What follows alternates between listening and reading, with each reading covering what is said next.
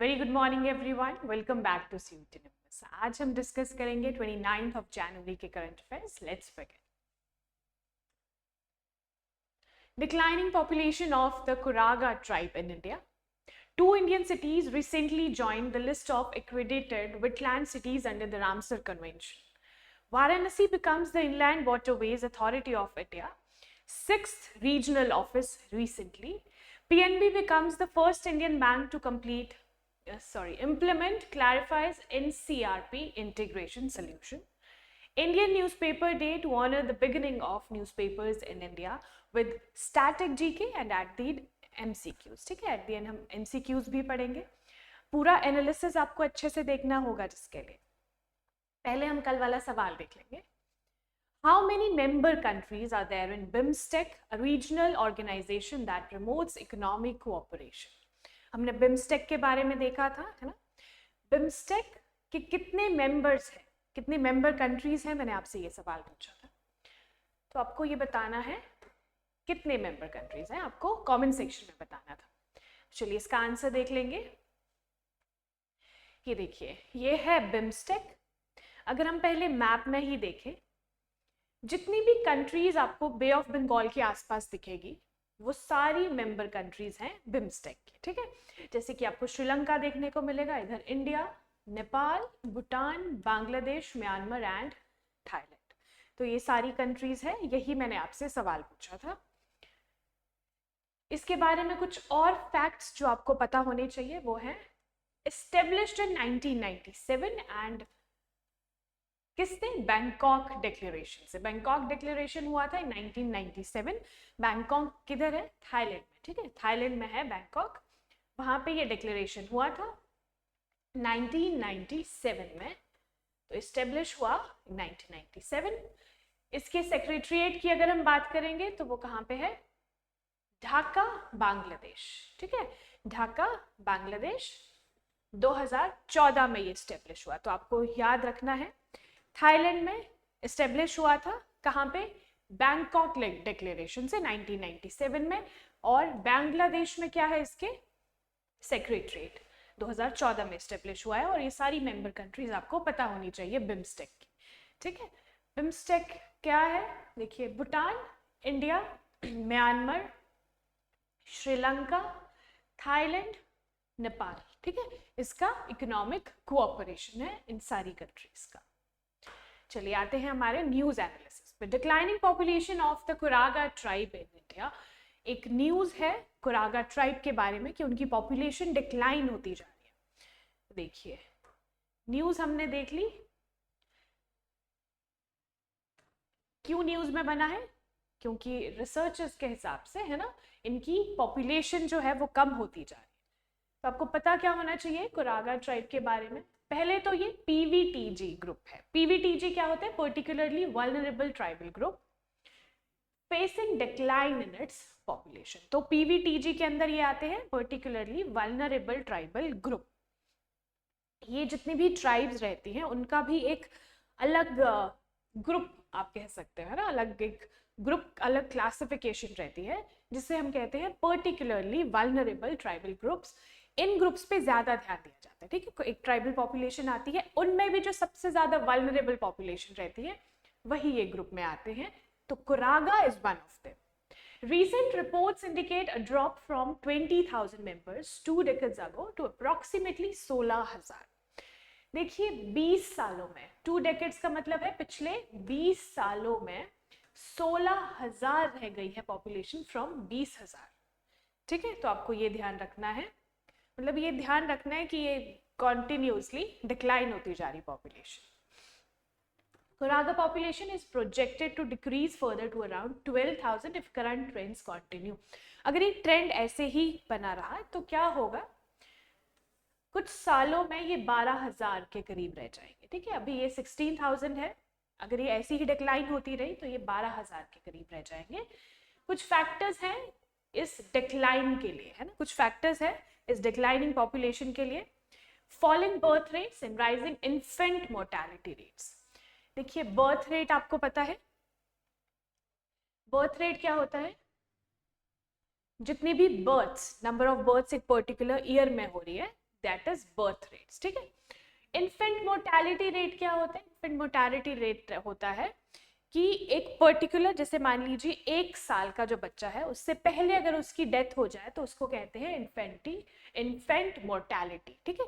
तो infant mortality rate क्या होगा अगर 1 साल में, 1 साल से पहले बच्चों का जो डेथ है वो होती जा रही है ना, वो उसके कुछ रीजंस रहते हैं, जैसे कि अब हेल्दी बच्चा नहीं है ना हेल्दी माँ है, तो ये होता है इन्फेंट मोर्टेलिटी रेट के कुछ रीजंस। तो इसका मतलब है इस ट्राइब में न्यूट्रिशन जो वैल्यू है वो कम होती जा रही है ना, न्यूट्रिशन पे ये लोग काम नहीं कर रहे हैं। तो ये कुछ फैक्टर्स है जो इसमें कंट्रीब्यूट कर रहे हैं उनके डिक्लाइन पॉपुलेशन के लिए। The community suffers from malnutrition and limited access to education and health care. दूसरा, इस कम्युनिटी में पहले तो माल न्यूट्रिशन मैंने आपको बताया कि जो प्रॉपर एक न्यूट्रिशन होना चाहिए लोगों में वो नहीं है। दूसरा, limited access to education and health care. देखिए एजुकेशन का एक बहुत बड़ा रोल रहता है, हेल्थ और एजुकेशन साथ साथ में पैरेलल चलती है ना, दोनों साथ में चलती है। अगर आप अच्छे एजुकेटेड होंगे तो आप हेल्थ पे भी ध्यान देंगे, है ना। अगर आपके पास अच्छी या फिर आप कह सकते हो अगर आप हेल्दी हो तो आप अच्छी एजुकेशन भी लोगे। तो ये एक दूसरे में बहुत ज़्यादा डिपेंडेंट रहती है ना, अच्छी एजुकेशन, अच्छा हेल्थ केयर। अगर अच्छी एजुकेटेड होगी मदर, वुमेन को वुमेन एम्पावरमेंट का एक बहुत बड़ा रीज़न है, अगर वुमेन अच्छे से एम्पावर्ड होगी, है ना, अच्छी एजुकेटेड होगी तो अपने बच्चे को भी ऑब्वियसली अच्छा पढ़ाएगी, है ना। मान लीजिए उसके पास इतने रिसोर्सेज नहीं है कि वो स्कूल में नहीं भेज पा रही है, लेकिन वो खुद से अगर खुद एजुकेटेड है तो घर में भी अच्छे से बच्चों को पढ़ा सकती है ना, अच्छी वैल्यूज़ उनमें इनकलकेट कर सकती है। तो एजुकेशन और हेल्थ केयर का ये रोल इम्पॉर्टेंट है। तो देखिए हमने स्लाइड में क्या देखा, पहले तो कुरागा ट्राइब के बारे में हम देखा कि इनकी पॉपुलेशन डिक्लाइन होती जा रही है, उसके रीजंस हमने देखा। इन्फेंट मोर्टेलिटी रेट, मैंने आपको बताया इन्फेंट मोर्टेलिटी रेट क्या होता है, 1 साल से पहले ही बच्चों का मर जाना इज इन्फेंट मोर्टेलिटी। तो इन्फेंट मोर्टेलिटी रेट जो है वो बढ़ता जा रहा है। दूसरा, बर्थ रेट में डिक्लाइन है ना, नंबर ऑफ बर्थ्स जो है पर ईयर वो कम होते जा रहे हैं। तो ये कुछ रीजंस हैं। अगर ये ऐसे ही कंटिन्यू होता रहा तो आगे आने वाले टाइम पे 12,000 के करीब ये रह जाएंगे, करंटली है 16,000 ना। तो ये आपने ध्यान रखना है। और एजुकेशन और हेल्थ केयर का इनके लिए प्रॉपर एक्सेस नहीं है। देखिए ये न्यूज़ रहती है, इसके लिए कुछ सल्यूशंस अगर आप देखो तो वो हो सकते हैं कि गवर्नमेंट कुछ ऐसे प्रोग्राम्स लेके आए, है ना, कुछ ऐसे प्रोग्राम्स लेके आए जिसमें कुरागा ट्राइब का प्रॉपर न्यूट्रिशन उन्हें मिले।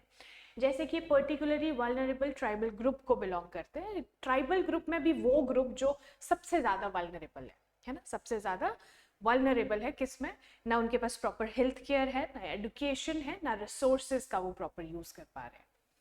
तो ये सारी चीज़ें टैकल करना बहुत ज़रूरी है फॉर किसी भी ट्राइबल ग्रुप के लिए। इस पर्टिकुलरली हम कुरागा ट्राइब की यहाँ पे बात कर रहे हैं, तो इनके लिए कुछ ऐसी गवर्नमेंट इनिशिएटिव्स ज़रूरी है ना।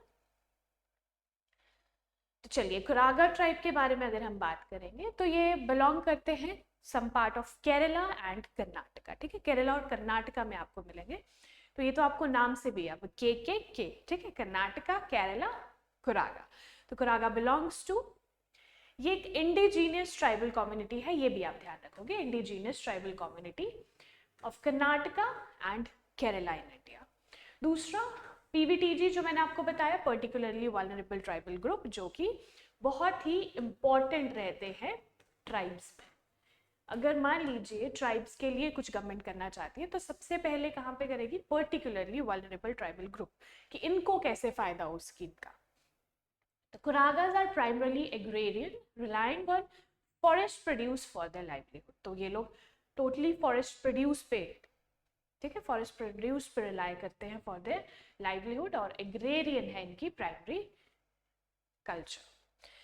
चलिए अगर हम लोग केरला और कर्नाटका को मैप में देखें, ये है साउथ इंडिया का मैप आपको दिखेगा, ये देखिए ये है Karnataka and this is Kerala. तो इन दोनों ही स्टेट्स में आपको कुरागा ट्राइब देखने को मिलेगी। Karnataka with capital Bangalore and Kerala with capital Thiruvananthapuram, ठीक है, थिरुवनंतपुरम बिल्कुल ही साउथ में आता है। और इसके दोनों ही स्टेट्स के वेस्ट में आ जाएगा अरेबियन सी, ये आपने ध्यान रखना है, ठीक है। तो कुरागा ट्राइब आप लोग नहीं भूलोगे कहाँ बिलोंग करती है, किन स्टेट्स को बिलोंग करती है, केरला एंड कर्नाटका।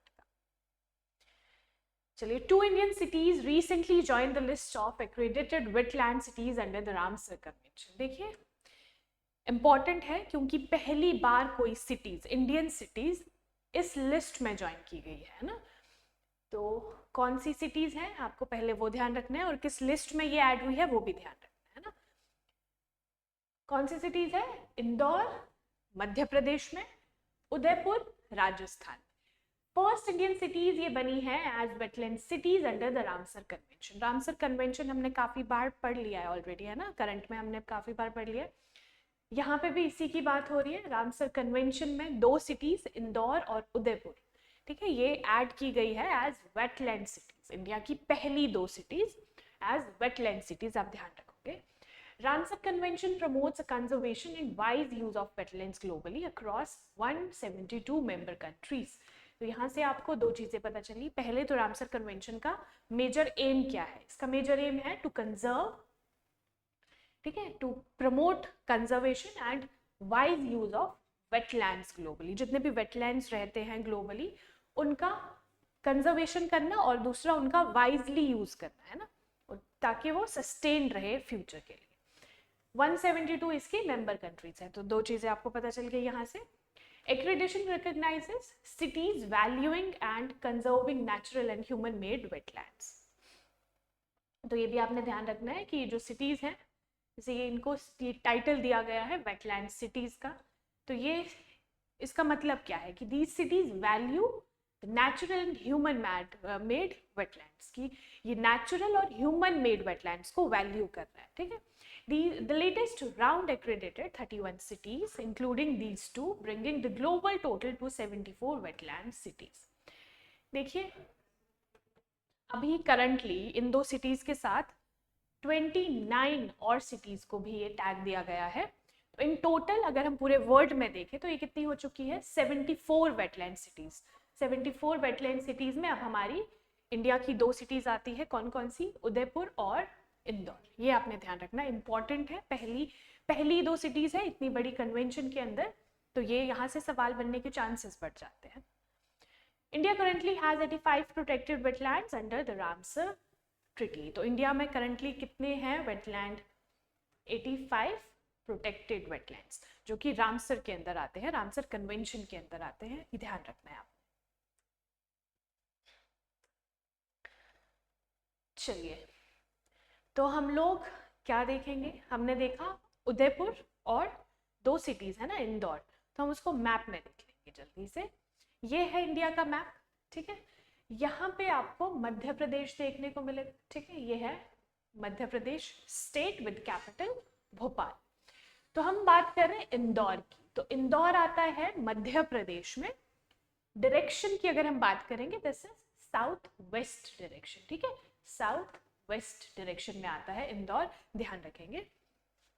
दूसरा, हम उदयपुर की अगर आप बात करें, ये देखिए यहाँ पे आपको देखने को मिलेगा ये पूरा राजस्थान, ठीक है, राजस्थान है। राजस्थान में विद कैपिटल जयपुर आपको देखने को मिलेगी, ठीक है। तो उदयपुर कहाँ पे आपको दिखेगा, साउथ में, ठीक है, राजस्थान के साउथ में आपको देखने को मिलेगा। और अगर आप करंट इसकी बॉर्डरिंग जो स्टेट्स है उसकी बात करोगे तो यहाँ पे क्या है, देखिए इसके, ये अगर हम राजस्थान देख रहे हैं तो इसके साउथ में क्या आता है आपको पता होगा, गुजरात, है ना।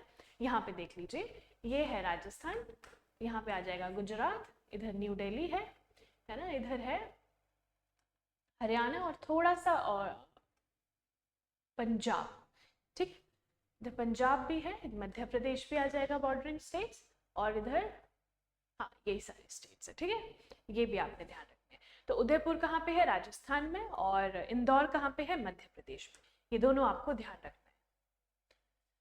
Varanasi becomes the Inland Waterways Authority of India's 6th regional office recently. देखिए ये न्यूज से हमें पता चल रहा है कि करंटली, इससे पहले कितने रीजनल ऑफिसेस थे inland waterways authority of India के, 5, ठीक है, 5 थे। लेकिन अगर आपको अभी तक पता था कि 5 है, अब उसमें एक और ऐड ऑन करना है, 6th वाराणसी, ठीक है। देखिए किसी भी न्यूज को डायरेक्ट पढ़ना आपको याद नहीं रहेगा, तभी उसकी एक स्टोरी बना के आपको याद रखना होता है कि ठीक है, अभी तक अगर हमने पढ़ा था 5 रीजनल ऑफिसेस थे, ठीक है, Indian inland waterways authority of India के अंदर, तो अब ये न्यूज के हिसाब से 6th रीजनल ऑफिस ऐड हो चुका है जिसका नाम है वाराणसी, ठीक है, तो ऐसे आपको याद रखना है। तो चलिए, inland waterways authority of India recently set up new regional office in Varanasi, तो ये बहुत ही इंपॉर्टेंट हो गया, वाराणसी में न्यू रीजनल ऑफिस बनाया गया। चलिए, हम IWAI that is inland waterways authority of India के बारे में अगर हम बात करें, स्टेब्लिश कब हुआ था? Under inland waterways authority of India act 1985, और 1986 से ये लागू कर दिया गया था, ठीक है। Focuses on developing and maintaining inland water transport infrastructure and national waterways. देखिए, आपको क्या ध्यान रखना है, पहले तो ये inland waterways authority of India act 1985 के अंदर एस्टेब्लिश हुआ था इन 1986, ये आपने ध्यान रखना है ना, 1985 का ये एक्ट है, लेकिन ये बॉडी कब सेटअप की गई थी? 1986 में। तो इसका फोकस क्या रहता है? Developing and maintaining inland water transport infrastructure और नेशनल वाटरवेज। जितने भी नेशनल वाटरवेज रहते हैं उसके अंदर वाटर ट्रांसपोर्ट इंफ्रास्ट्रक्चर, ठीक है, वाटर ट्रांसपोर्ट इंफ्रास्ट्रक्चर, कुछ शिप्स या फिर कुछ छोटी बड़ी शिप्स, ऐसे कुछ भी ट्रांसपोर्टेशन इंफ्रास्ट्रक्चर में आ सकता है, उस पर डेवलप करना और उसको मेंटेन करना, ये उसका मेजर फोकस है।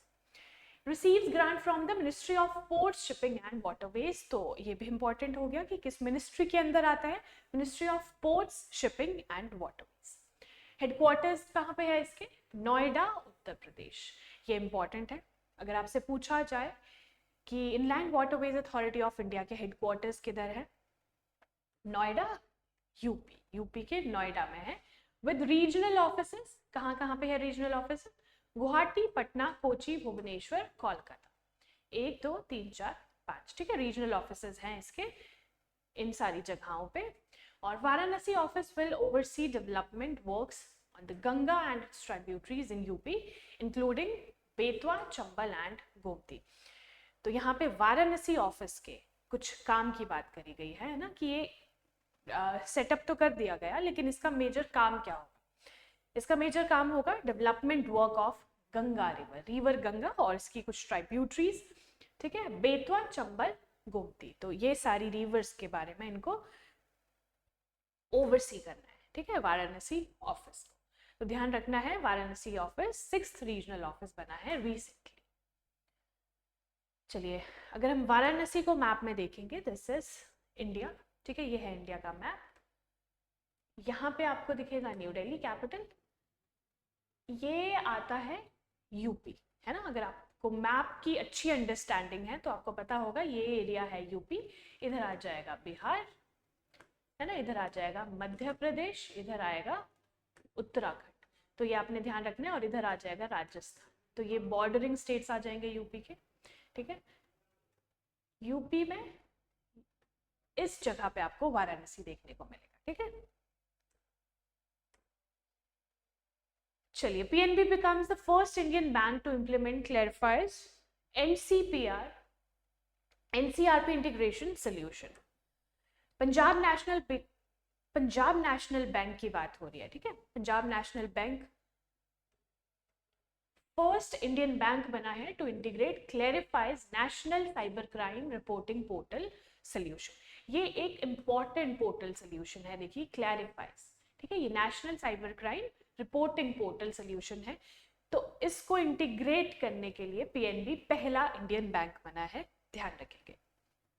A solution was to develop with the Indian Cyber Crime Coordination Center I4C to automate cyber crime complaint processing। देखिए, साइबर क्राइम, जैसे कि हम टेक्नोलॉजी की तरफ बढ़ते जा रहे हैं ना, डिजिटल इंडिया, तो उसके साथ साइबर क्राइम भी बढ़ता जा रहा है, आपको पता होगा। तो उसके लिए ये कुछ स्टेप्स रहते हैं जो बहुत ज़्यादा इंपॉर्टेंट रहते हैं ना, पिवोटल स्टेप्स इन्हें कहते हैं। तो उसमें clarifies national cyber crime reporting portal के अंदर पंजाब नेशनल बैंक पहला ऐसा बैंक बना है जिसने ऐसा इंटीग्रेट किया हो इस सोल्यूशन को, ठीक है। तो ये आपने ध्यान रखना है, it works across all retail banking channels like internet, mobile banking, ATMs, UPI and NEFT RTGS. तो जितने भी आप देखिए, ये है बैंकिंग चैनल्स। बैंकिंग चैनल्स मतलब बैंकिंग, बैंक में हम लोग क्या क्या कर सकते हैं, देखिए इंटरनेट आएगा, मोबाइल बैंकिंग आएगा, एटीएम, तो ये सारे ही जितने भी चैनल्स हैं बैंक के उसमें इंटीग्रेटेड है। तो साइबर क्राइम को ये क्या करेगा, कम करेगा, ठीक है। ये इसका मेजर एम है। Rivi Varghese, CEO of Clarify, praised PNB's leadership, calling the integration a new benchmark for Indian banking innovation. तो Indian banking innovation में एक नया इनिशिएटिव है और बेंचमार्क इंटीग्रेशन है। CEO क्लैरिफाई के CEO रिवी वर्गीज की ऐसी स्टेटमेंट है फॉर पीएनबी में, ठीक है। तो आपको ध्यान रखना है पीएनबी। चलिए क्लैरिफाई के हम कुछ इंपॉर्टेंट पॉइंट्स देख लेंगे।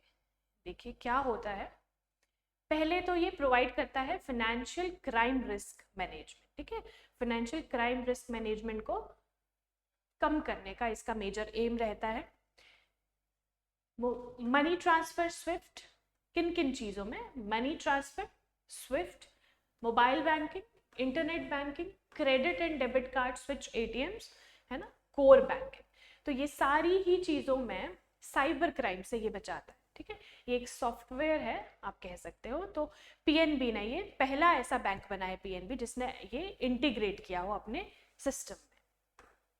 तो ये आपने ध्यान रखना है। Indian newspaper day to honour the beginning of newspapers in India. देखिए आज है 29 जनवरी और आज हम सेलिब्रेट करते हैं, ऑब्जर्व करते हैं इंडियन न्यूज़पेपर डे। तो पहला तो आपको पता चल गया 29 जनवरी इंडियन न्यूज़पेपर डे। तो इसका कुछ सिग्निफिकेंस हम देखेंगे। पहले तो to commemorate the birth of the country's first ever printed newspaper. 29 जनवरी को इंडिया का पहला प्रिंटेड न्यूज़पेपर पब्लिश हुआ था, ठीक है। It was the English weekly title, जिसका नाम क्या था, Hicky's Bengal gazette. Very important है ना, हिस्ट्री से रिलेटेड ये क्वेश्चन भी बन जाएगा। Hicky's Bengal gazette started by an Irishman on January 29, 1780। तो 1780 में, 29 जनवरी 1780 में एक आयरिशमैन थे, उन्होंने ये स्टार्ट किया था, उनका नाम था हिक्की। तो उन्हीं के नाम पे ये weekly English title Hicky Bengal gazette ये पब्लिश हुआ था। तो ये आपने ध्यान रखना है, इस दिन का सिग्निफिकेंस है, ये major significance. This day aims at promoting newspapers and encouraging people to pick up the newspaper and read it every day. इस दिन का मेजर एम क्या है, गोल क्या है, कि ये लोगों में न्यूज़पेपर रीडिंग को, है ना, बढ़ाए। Newspaper reading is very important. तो आपको लोगों को ये एनकरेज करता है रोज पढ़ने को न्यूज़पेपर को, इसलिए ये दिन मनाया जाता है all over India. The first newspaper in India was the Bengal gazette, जो कि हमने देखा, इंट्रोड्यूस्ड जेम्स ऑगस्टस हिक्की। उनका पूरा नाम था जेम्स ऑगस्टस हिक्की। और कब ये पब्लिश हुआ था, 29 जनवरी 1780 में, ध्यान रखेंगे। After independence all India press council was formally established on 4 जुलाई 1966। देखिए एक और इम्पॉर्टेंट पॉइंट है, ये तो इंडिपेंडेंस से पहले की बात हो रही है ना, 1780 में ये पहली बार पब्लिश हुआ था, English weekly titled Hicky's Bengal gazette. लेकिन अगर हम इंडिपेंडेंस के बाद की बात करें तो वहाँ पे आपको एक इम्पॉर्टेंट पॉइंट देखने को मिलेगा, all India press council. All India press council establish हुआ था 4 जुलाई 1966, इम्पॉर्टेंट है। तो ये है कैलकाटा जनरल एडवर्टाइजर, ये देखिए हिक्कीज बंगाल गैजेट, है ना, इंडिया का पहला न्यूज़पेपर, पहला प्रिंटेड न्यूज़पेपर, और ये है जेम्स ऑगस्टस हिक्की। तो चलिए ये आज है 29 जनवरी इंडियन न्यूज़पेपर डे। एक और इन्फॉर्मेशन, इंपॉर्टेंट इन्फॉर्मेशन आपको पता चली। तो चलिए अब आते हैं मोस्ट इंपॉर्टेंट सेक्शन की तरफ, एमसीक्यूज। पूरा एनालिसिस आपने अच्छे से देखा होगा, चलिए अब जवाब दीजिए एमसीक्यूज का। Which two Indian cities recently joined the list of accredited wetland cities under the Ramsar Convention? तो आपको बताना है कौन सी वो दो सिटीज है। हमने बहुत अच्छे से पढ़ा है, आप बहुत इजीली आंसर कर लो, क्या है। तो Indore and Udaipur is correct answer, है ना। Which bank becomes the first Indian bank to implement Clarify's NCRP integration solution? तो Clarify का NCRP integration solution किसने इंटीग्रेट किया है? कौन से बैंक ने? PNB, है ना, पंजाब नेशनल बैंक, ये नहीं भूलेंगे. Which city becomes the Inland Waterways Authority of India's 6th regional office? 6th regional office कौन सी city बनी है? So correct answer is Varanasi, है ना, in यूपी. हमने मैप में भी देखा था वाराणसी को. Who among the following published first newspaper in India? पहला न्यूज़पेपर, ये बिफोर इंडिपेंडेंस की बात हो रही है. तो your correct answer is James Augustus Hickey. Hickey के नाम पे ही बंगाल गैजेट, है ना, 21 बंगाल गैजेट पब्लिश हुआ था पहली बार. The first Indian bank to integrate Clarify's National Cybercrime Reporting Portal solution, PNB, हम ये ऑलरेडी कर चुके हैं. चलिए, all India press council was established in. देखिए, हमने पूरे एमसीक्यूज देख लिए. अब आप लोगों के लिए एक सवाल है जिसका जवाब आप कमेंट सेक्शन में दोगे. सवाल क्या है? ऑल इंडिया प्रेस काउंसिल कब एस्टेब्लिश हुआ था? हमने देखा था ये आज है न्यूज़पेपर डे ना, इंडियन न्यूज़पेपर डे. तो उस न्यूज़ में हमने ये देखा था, आपको याद होना चाहिए, ऑल इंडिया प्रेस काउंसिल कब एस्टेब्लिश हुआ था. मैंने बताया था आफ्टर इंडिपेंडेंस की बात हम कर रहे थे, है ना, आफ्टर इंडिपेंडेंस, क्योंकि ऑल इंडिया न्यूज़पेपर डे जो हम सेलिब्रेट करते हैं वो तो बिफोर इंडिपेंडेंस है, उसका सिग्निफिकेंस, मेजर सिग्निफिकेंस, है ना, बिफोर इंडिपेंडेंस. तो आपको बताना है ऑल इंडिया प्रेस काउंसिल कब एस्टेब्लिश हुआ था इन कमेंट सेक्शन. तो थैंक यू सो मच, ये था हमारा पूरा सेशन. थैंक यू, आपने पूरा सेशन अच्छे से देखा. और एमसीक्यूज आप तभी सॉल्व कर पाओगे जब आप पूरा सेशन अच्छे से देखोगे. मैं बार बार बोल रही हूँ, और एमसीक्यूज बहुत ज़्यादा इंपॉर्टेंट है आपके लिए, क्योंकि न्यूज़ तो आपने पढ़ ली, स्टैटिक पोर्शन भी उसका पढ़ लिया, लेकिन उसके सवाल कैसे आपसे पूछे जा सकते हैं, तो ये आपको आइडिया होना चाहिए, क्योंकि एट द एंड आपको एमसीक्यूज ही फेस करने हैं एग्जाम में, है ना. तो चलिए, मिलेंगे हमारे नेक्स्ट सेशन में. तब तक के लिए आप हमारे चैनल को सब्सक्राइब कीजिए, शेयर कीजिए अपने दोस्तों के साथ, और बने रहिए हमारे साथ, ठीक है.